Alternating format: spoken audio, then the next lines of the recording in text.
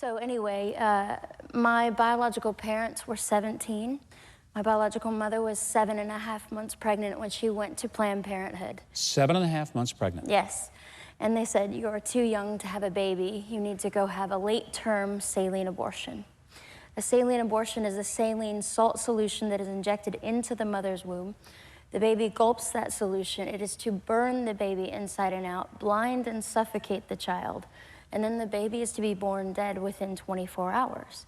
Except, to everyone's great shock and surprise, instead of being born dead, I was born alive at 6 o'clock in the morning, April the 6th, 1977. And it says on my medical records, it's wild to read, born during saline abortion, April the 6th, 1977, 29.5 weeks, 2.5 pounds.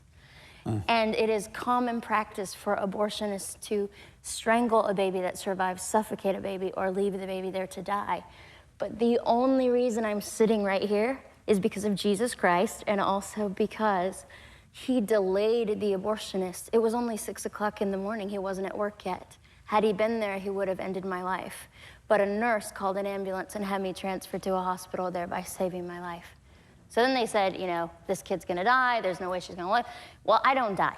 After not dying, I was placed in emergency foster care with a bunch of morons who decided they didn't like me, so they would shut me in a room for a long period of time. I was taken out of that home, placed in another home, and in a beautiful woman's home by the name of Penny. So by this time, I was 17 months old, 32 pounds of dead weight, and diagnosed with cerebral palsy, which was caused directly by a lack of oxygen to my brain while I was surviving an abortion. So you can imagine how I feel when I hear the argument, if the baby is disabled, we need to terminate the pregnancy.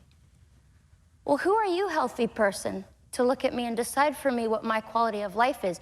You have no idea how beautiful my life is because I have something to overcome.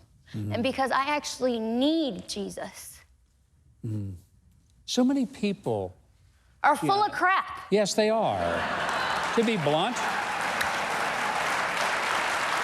That's one way to say it, I think. Are we allowed to say that on this show? You just did. You know, do you ever have pro-abortion people come up to you when they find out you're a survivor and try to figure you out somehow? How do they react to that? Oh, modern-day feminists despise me.